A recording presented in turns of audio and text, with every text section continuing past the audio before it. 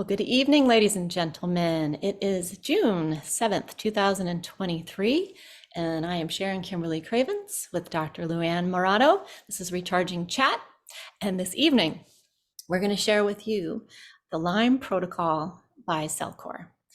We've had a delightful time the past few weeks at CellCore's Eco Convention in Boise, and we'll share a little bit about that. But it seems to be of the utmost importance right now to speak to the Lyme protocol, not only for the time of year with all the creepies out in full force with the beautiful weather, but also because there's been some requests. People have actually had experiences with the vectors that carry Lyme. So people have had tick stings. Everybody calls them bites. Well, we're going to see tonight. It's actually a sting. So maybe we can change our language, whatever, who cares? Call it whatever you want. We're here to educate you and inform you on what tools are out here to help you with this very, very destructive and harmful disease that I personally have dealt with. So it's near and dear to my heart. And I'll be sharing a little bit later about my experience with the full comprehensive protocol and how I'm feeling now. I seem pretty good, right? Yes, thank God. So, and of course, our disclaimer is everything we share here in these videos is to inform and educate you and help you in your life, and not to specifically treat one condition or a individual. All right. So with that being said, Dr. Lulu, how are you tonight? I'm great. I hope everybody else is doing great as well. Yeah, like Sharon said, so we're going to go over the Lyme protocol. We're not going to be talking about the whole CellCore Lyme protocol that we do. We're going to be talking about what do you do if you find a tick on you, or you find a tick on your child or a loved one, because it's that time of year that we see them a lot, and a lot of people are just recently have been coming in. Somebody was in the office getting an adjustment. I had my hands on them and there was a tick that I found in their head. So right there, we did what we had to do, and we put a little stuff on there, started them right up on this protocol that we're going to discuss. So it's very important that people know about this and share this, and the information that you're going to receive tonight is going to be an introduction. It's going to be the first part. Sharon and I are going to do a few more classes on Lyme and get into it a little bit deeper, but we have a lot of information to share on it. So tonight will be the first part of the series that we're going to be doing. We have a nice little presentation slideshow that we are going to share with you, and Sharon will pull it up on the screen for everybody to watch as we go. And this is Dr. Jay Davison and Dr. Todd Watts, who are the owners of CellCore. And so their history is that in their private practice, before they got really involved in creating CellCore, they were both very big in dealing with their clinical practices that had Lyme people in it. And what they were finding is that most of the patients were coming into them and they were not having success anywhere they went. And a lot of them were having chronic issues. And across the board, what was happening was that everybody that we hear were being treated for, let's kill this Lyme infection. Let's kill. And so they started thinking, well, everybody is doing this and it's not working. We have to look at this from a different perspective. And they started doing a lot of research, and they, like I said, they have a lot of clinical practice between the two of them in this. And so with that being said, what they found is that what is actually happening is a immune system dysregulation. And so, as most of us know or have learned through CellCore, is that the immune system becomes dysregulated, and then we can have all types of different issues that come up that we can label and call different things. But what do we know that inhibits the immune system or dysregulates the immune system are parasites, toxins, emotions, radiation, EMF, but mostly what we're going to talk about is the main things that dysregulate the immune system, and that's the toxins and the parasites that break the immune system down, so you become susceptible to developing conditions like Lyme disease. So if you want to pull the slideshow up, we can go ahead and start. So Lyme disease, they say it's a bacteria. That's what is said out in the world out there. Borrelia burgdorferi. Burgdorferi was the first guy who discovered it, so they named it after him. But we know that it's actually more than a bacteria. There have been other types of things that are associated with Lyme disease, like Borrelia, and there's hundreds and hundreds of different strands of Borrelia. But as you see up on this slide, the thing that I have up here that's very interesting is that Borrelia mayormi, the last one that you see, this is from the Mayo Clinic. Now, the Mayo Clinic for many years kept saying Lyme disease doesn't exist. Lyme disease doesn't exist. But we knew we had all these patients with it, with all the symptoms of it, and that there were people that were having it, and we knew it existed. And there were many strands that we knew of and that we discovered. But of course, when the Mayo Clinic discovered a strand, they named it, and then they said, Lyme disease exists. It does exist. You're right. And here we have a strain, we've proved it. So that's just an aside note. But there are over 100 different strands of Borrelia in the US and over 300 different strains across the world. All right, so we're going to talk about the prevalence now. According to the CDC, approximately 30,000 cases of Lyme disease are reported by the CDC by state health departments. So that's what's reported. There's many other cases that are not reported.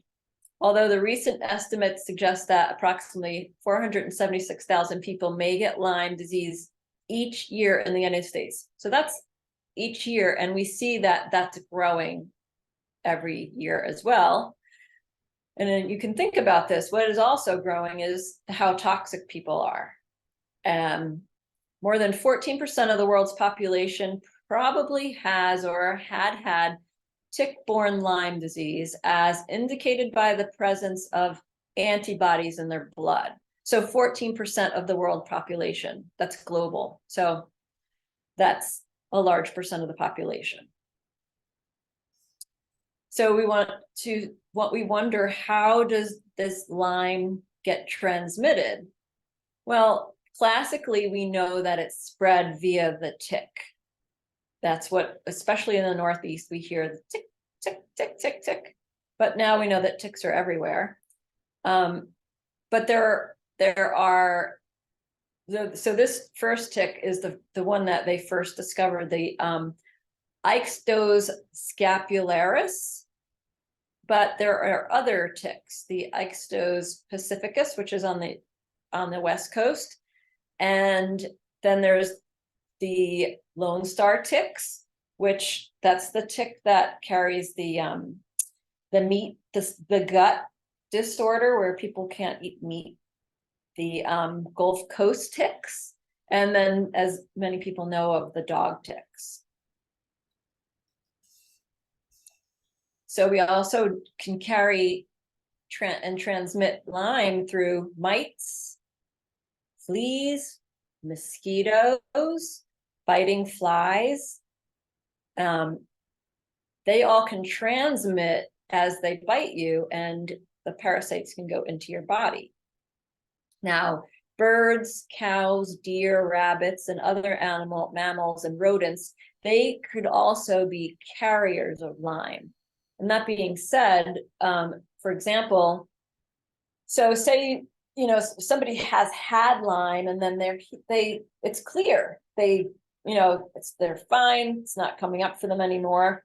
But then sometimes they get reinfected. And there's been times when somebody, say for instance, who's a hunter and they hunt all the time, and then they eat a lot of the venison. Well, we know that deer they carry the Lyme, so when you eat it, you can actually it can be a transmission vector. You're not going to get Lyme from a bird, like you're not going to touch a bird and you're going to get Lyme, but it can be a vector, because what this is saying is a lot of birds transmit a lot of stuff that's being transmitted through, like the fleas and the mites and all that. So they're kind of carrying it. And so when you're out in the world, most of the time you're thinking about, well, it's just being transmitted through a tick, but you can see that it's transmitted through a lot of different vectors.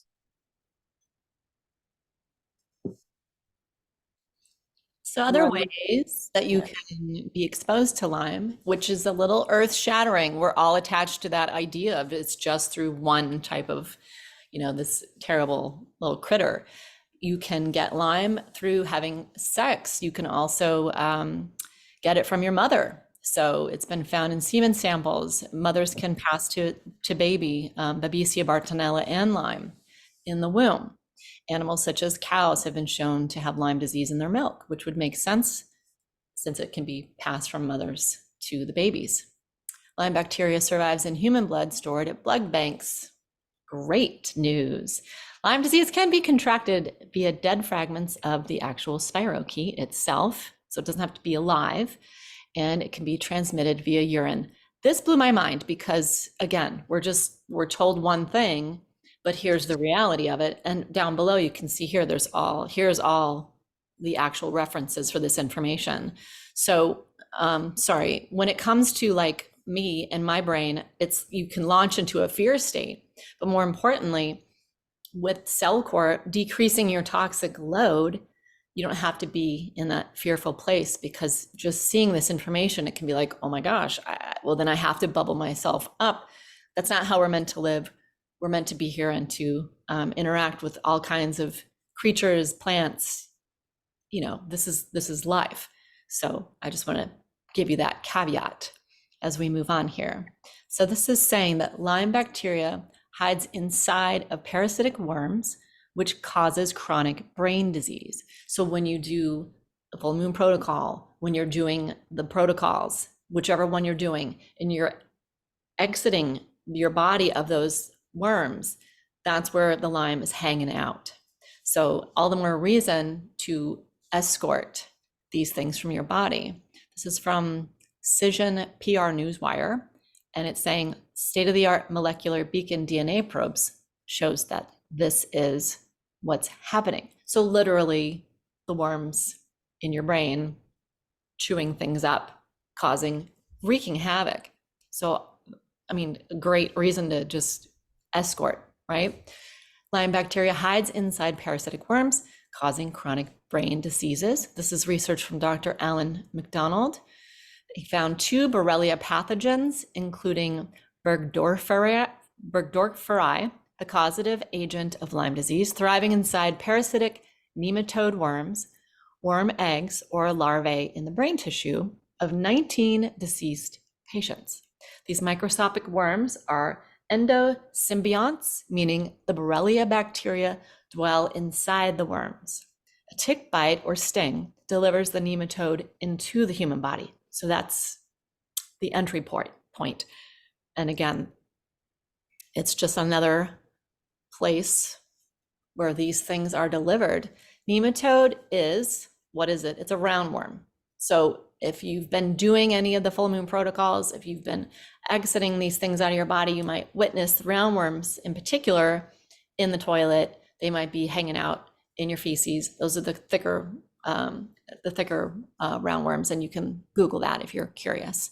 So these are the scientific names of these things, and here are the common names. We got the old world hookworm, roundworm, hepatica, puddock worm, pinworm, hookworm, threadworm.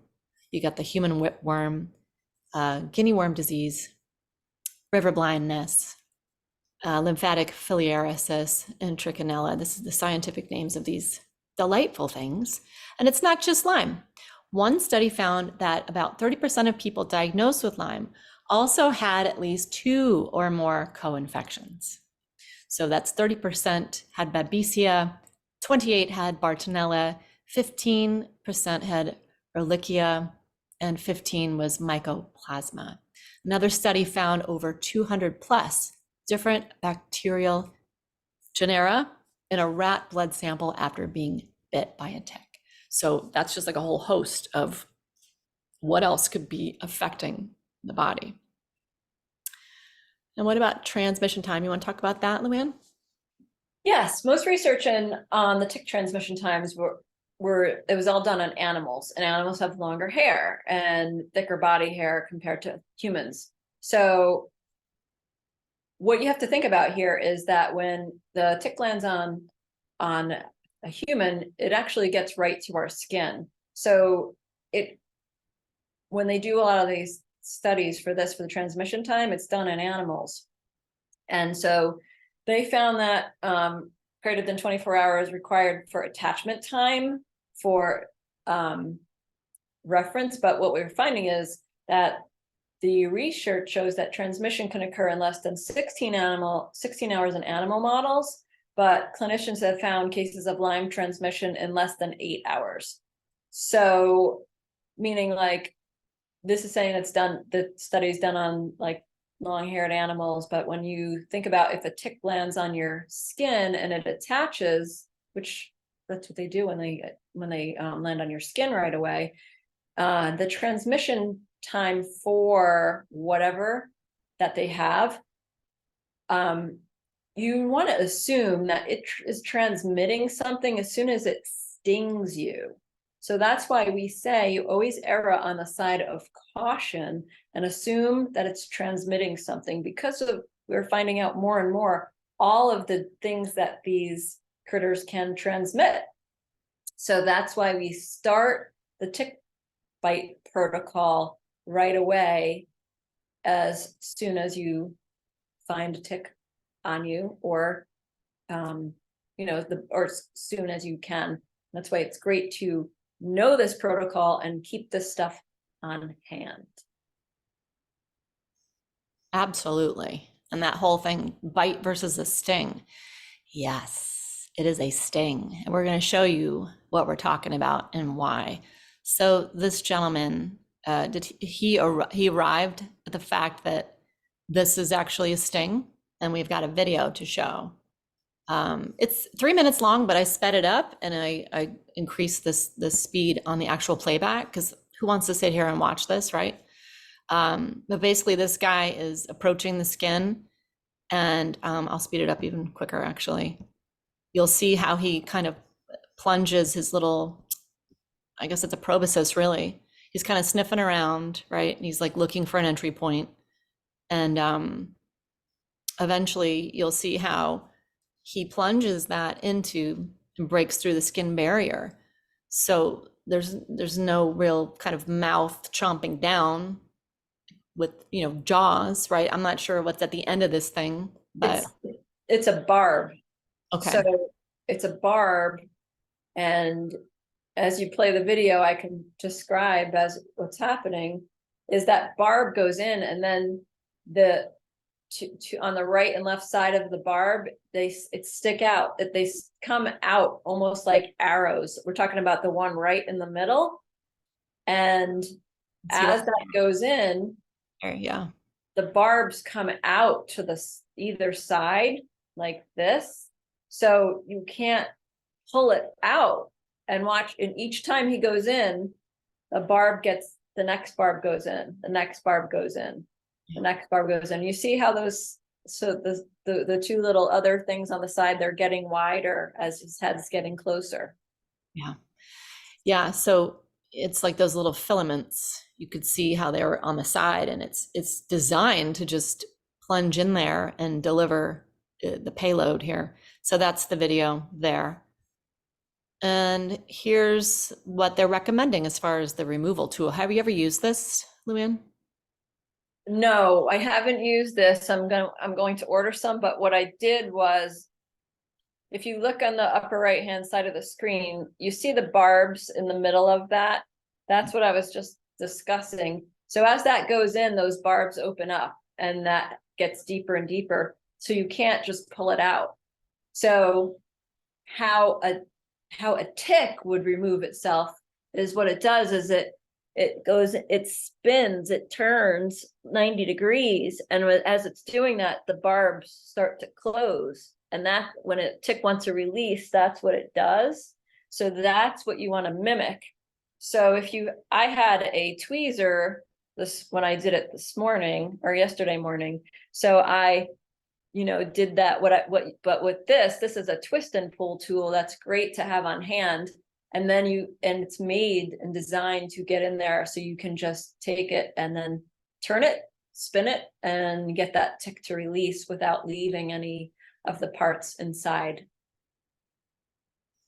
Which is ideal. So that's obviously Amazon HomeSake tick removal.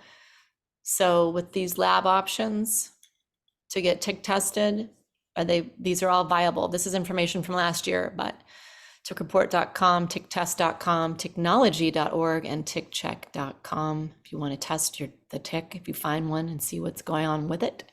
Yeah, and I mean, that's up to the individual, but if you're going to get the tick tested or not, because by the time you get it and you send it out and you get it tested and you get your results, that you would rather, it's when you get a sting by a tick, it can cause a big infection. So in my opinion, it's best to just start the protocol.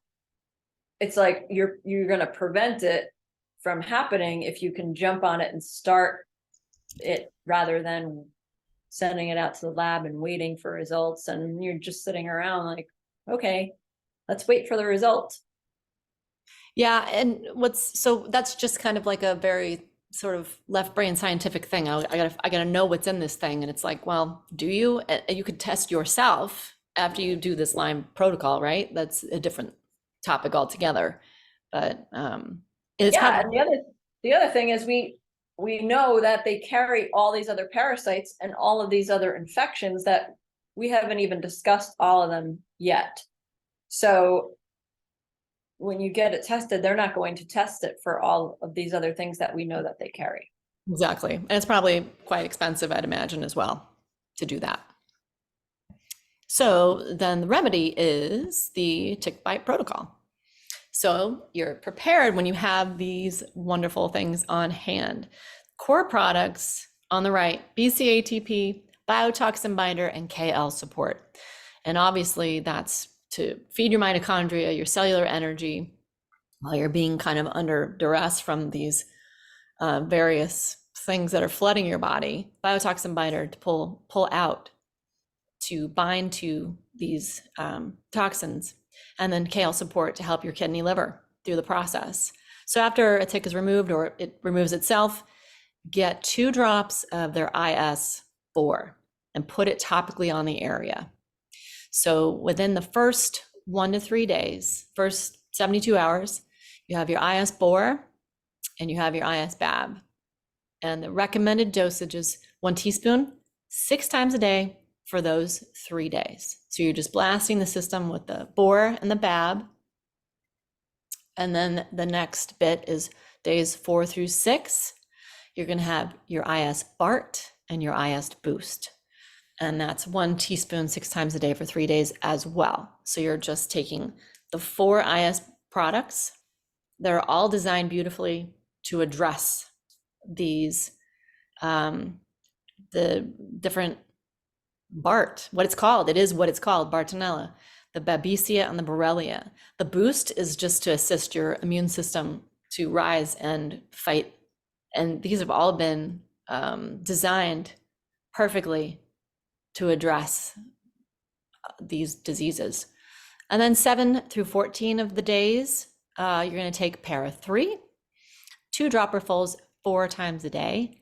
And then you're going to take para 4 pills, 4 capsules 4 times a day. So you're just hitting it hard. You're doing the IS products and then the para 3 and the para 4. And that's for 2 weeks.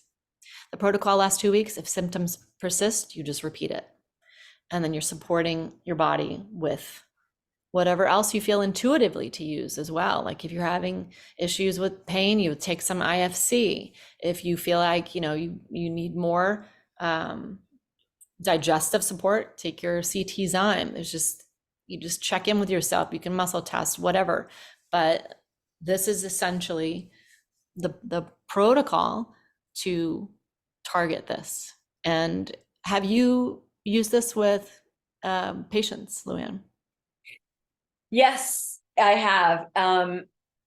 This is an adult version here. And so I've used it with adults, but I've used it on a couple of children. And so for a child, what you're going to do, obviously, you're not going to give them a teaspoon 6 times a day.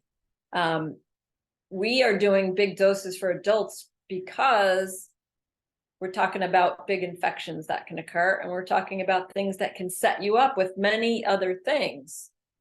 And people often ask, well, why are we taking para 3 and para 4? Why are you bringing parasites in? Well, you just saw that they transmit parasites. These little teeny tiny microscopic nematodes are inside the tick's belly. So they're so microscopic.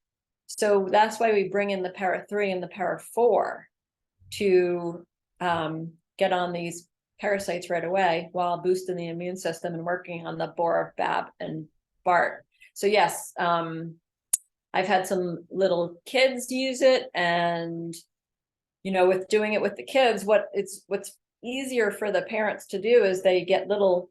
I've had people get little vials, and they make the combination of this, and they put a little ATP, a little biotoxin binder, a little KL support inside a little tube with some organic grape juice, and they have them all set.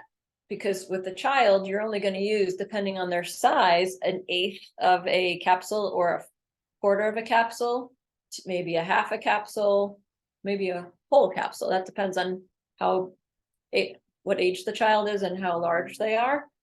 So if you pre-make these, then you can make them up and pull them out of the fridge and just take a little syringe, suck that out, and just give it to them. And you can mix the IS BOR, the IS BAB. Again, instead of doing a teaspoon 6 times a day, we're going to do 1/4 of a teaspoon. Depending on the kid's size. And moving right through the rest of these. But if anyone had any children or ever needed to find out how much do I need to do for a child, whatever, you can always reach out, and then we can be more specific in finding out, like, what is the actual size of the child. Are we dealing with a 2-year-old or a 10-year-old, or a 10-year-old that's 120 pounds, or a 70-pound child? So that will fluctuate.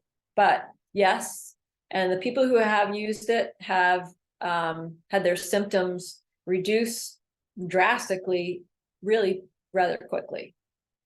So yeah, I wish that. Sorry, I was going to say, I wish that when I had my Lyme experience, I wish I had CellCore. I didn't have it, and I didn't know. I don't know if I got stung. I don't know. I didn't feel anything. But I wasn't sure if you want to go on with that slideshow and talk about the bullseyes and stuff. Do we have time for that, or should we wait? No, I think that we should end it here. Okay. And continue, because we have a lot of information to add to this. Yeah, that slideshow, it goes on. There's a lot more information that gets into the actual formulations, what's in them, each one. So we're going to break that down. Also, it gets into bullseyes and the rashes that we see with Lyme, people that present with Lyme. And just on a personal note, when I had my situation, I started tanking physically, felt terrible, all kinds of pain, and just for me, it presented in the middle of my back, like right in the center of my thoracic spine. I could not get comfortable for my life. I was just agitated and couldn't sleep, and just my system was like hyped. I couldn't really rest. I didn't want to eat. It was awful. And then about a week into that, I presented with a huge bullseye. It was on my entire breast. I had one on my back, right where that pain was. And then I had a smaller one somewhere else on my body. I can't really remember now. But that wasn't just one, it was three. And one was huge, enormous. So then everyone's like, oh, well, that's Lyme. And it's like, well, yes, okay, sure. But what the heck? Like, where did that come from? What does it mean? So we'll get more into that on the next call, because everybody either knows someone with Lyme. These days, it doesn't matter where you live. It's so prevalent. And I think those numbers that were at the outset are low. I think more people don't realize that they have Lyme, and they do. And it isn't because you live in a specific place. It isn't because you've been stung or bit. Who knows how we're getting this, right? Mosquitoes, everybody gets bit by mosquitoes, fleas, people have dogs. Like, it's out in the world. So it's hopeful to see a protocol like that, and to know that that could assist with the transmission and cutting it off and escorting it out. So we'll pause there. And then, do you want to touch on the environmental toxins that are occurring in the air right now and how to address that? Yes, I do. So, in the Northeast, in Connecticut, where I think everybody on this call is in this area, we're getting a lot of this smoke from fires up in Canada. So Canada sprays their forests with glyphosate, and it just so happens that in the other reason that this is kind of coincidental and also in alignment is later in this presentation that Sharon and I are presenting to you, we actually have a slide with showing that. Now, we have this from last year, we just haven't gotten a chance to do it yet. And here we are doing it, and we have this information in the presentation, which we'll probably get to that in our next video that we do, or class that we do. But they spray their forests with glyphosate. So what we're finding is what I've been hearing from a lot of the CellCore docs that are all in like upstate New York and a little higher up, is that they're testing a lot of the patients and they're finding glyphosate is coming up, glyphosate is coming up, glyphosate is coming up. So what we're doing is we're having people get on the HMET binder. So we know we should all always be on a binder just for our health reasons, but with all this in the air that we're breathing in, we should be on the HMET binder, and we should be navaging and getting the carboxy and the para-3 up into our sinuses. But take the HMET, get it into your system, because that's the binder that is made specifically for environmental toxins. And one of the major ones that they created that for is for glyphosate, because we see all of the different types of dysfunction in the body that occurs from the glyphosate molecule, that when we ingest it or get it into our system, be it orally or through our skin or breathing it in. So Cindy's asking how much should we take? Yeah, so take 2 a day, 2 times a day. And Yeah, that would be enough. sorry, if you can't navage, or if you don't have one, you don't like it, doesn't work for you, Neomed, sinus, just neti pot, old school, rinsing that out, just getting that out of your sinus cavity. And if you have a nebulizer, that's good as well. A lot of people like to use that. They put hydrogen peroxide in there or whatever. Can you put carboxy and para 3 type thing in a nebulizer? You can, right? I wouldn't put it in there Because it might because, jam it up.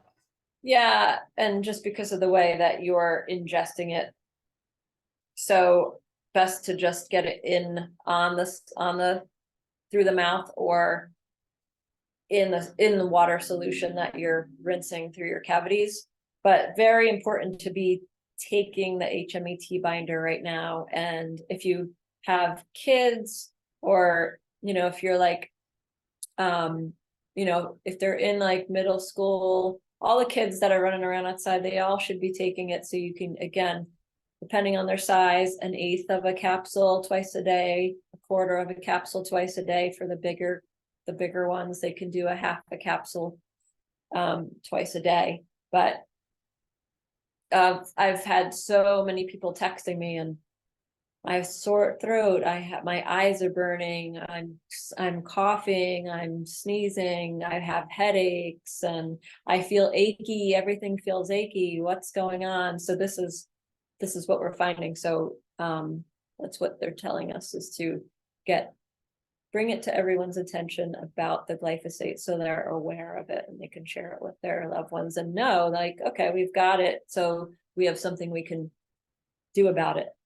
Yeah, and really good to have that on hand, like have it as a backup in your, I don't even call it a medicine cabinet, in your health cabinet, right? Or wherever you keep your goods. And why would people want to take HMET? Like, why specifically? Yes, it was formulated to pull glyphosate out of the body, but it's heavy metals, environmental toxins. That's the HMET. That's why you want to have it around, and why you want to take it internally or get it in your kiddos. Lori had a question about how much para 3 and how much carboxy. Do you mean to put in the navage? Lori, probably. How much do you recommend putting in there? Drop. When you use your navage, you just want a sliver of carboxy in there, just so the water turns a light rust color. And for the para 3, you can work your way up with that, start with 1 drop, and then you can see how you can gradually work your way up. And I go and do 5 drops, but you want to work your way up to that, because you might feel that stinging a little bit inside your sinus cavity. And I suggest doing it a couple of times, like twice on each side, so you can get these little blue or these little hooks that go into your navage, so you don't have to keep putting a salt pod in there. Yeah, we had that on, I think, the last call. Maybe it's an override, and you can buy it on Amazon. I'm gonna go grab one. Yeah, they're just little handy dandy clips that you just pop in there, and then you don't have to have the salt pod. So if you want to use it more than once, you can, for each nostril, you can have that, which is great, because you don't always want the salt water. You can just use distilled water.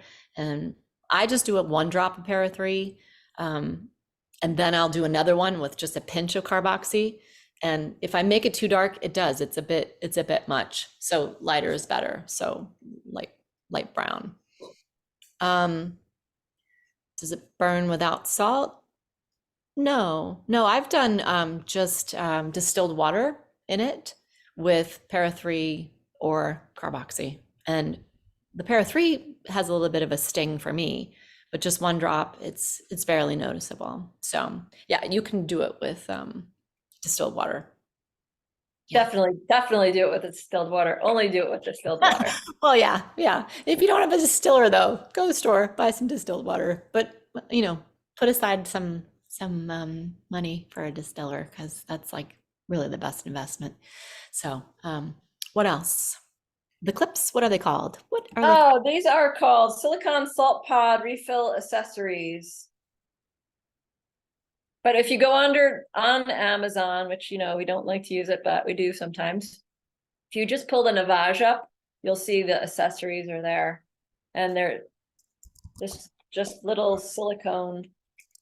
It comes with a whole bunch of them. It's just a little silicone apparatus, sticks in there, so you don't have to keep using, if you do it a couple times on each side, you don't have to use a salt pod every time. Use your salt pod, you know, maybe a couple times a week, but then if you're doing this regularly, you don't want to have to keep constantly putting salt pods in there. If you're doing just a little bit of carboxy and a little bit of para-3, I put some CT minerals in there sometimes too. Just running that through with a little clip, but always start out very, very small and see how it feels to you. Yeah, less is more. And to begin with, and we went over this in a video a while back. It was earlier last year. And you can find those videos on my YouTube channel, which I'll share the screen and show you that right now. So everything's been uploaded there. Wrong place, sorry. It is here, SK Craven. So here's all of our videos. I believe the one that we touch on Navage is tips and tricks for immune boosting. Yeah, we went over it for that one. It was para-3 and Navage, I believe. So those are all there, and soon we'll have them on the Recharging Station YouTube channel as well. So does anybody have any other questions? Anything about the Lyme protocol? Anything else going on? Also, a good air filter is nice to have in your house. It's like, yeah, we have to have all these tools to keep ourselves, the vessel, pristine and clear. What else can help you? If you're outdoors, you know, some people want to wear a mask. I don't know how that helps you. I mean, I guess it would block some of that. What's your opinion on that, Lulu? Rather have oxygen, even if it's dirty, and take the stuff out with the binders. Yeah, sure. Because you have the mask on, you're creating all kinds of microbes in there. You need it to ventilate and get the stuff out. Yeah, I'm a fan of, you know, if I'm going to have something over my face, I'm just going to hold it, not place it on my head. I'm going to have maybe a little rag and I'll have essential oil in there and just smell that. So yes, oxygen, we need it. So next time we'll speak more into the details of the Lyme protocol. But again, I did something after I figured out that I had the Lyme, and it was more immediate, and that worked for me for probably a couple months. Then I tanked. And CellCore is the only thing that has just brought me back full health, vitality, wellness. I can't even, my family saw me go through it. Dr. Lou saw me go. She was with me every step of the way when I went through my Lyme thing. And it was just hell. It was 100% my body degraded. I was just being attacked from the inside. So this is the entire reason I'm sitting here doing these calls. I think everybody knows that, but it saved my life 100%. And so now I'm rebuilt. My mom and I were just talking today about how, like, I lost probably 25 pounds from those things, like taking all my energy, taking all my nutrients, my resources. So, I mean, without that, I've put it all back on now. I feel healthy. I feel happy. I feel terrific. So I have CellCore to thank for that, and the protocol that I did, that I've been doing. And now I'm just doing Optimize B after I did A. So we're moving through it. But again, such a huge godsend, these products. So, if someone had Lyme many years ago and has flares, would the protocol still hit it? 100%. Absolutely. Absolutely. I mean, it hits it, and hits it hard, especially the comprehensive, because you're doing all 5 phases and you're cleansing the proper way, right? You're getting the drainage channels open first, the roadmap to health, right? So absolutely. And you can, again, send them any information that we share. And Tim, to answer your question, Navage oral protocol for glyphosate, again, what did you recommend, Luann?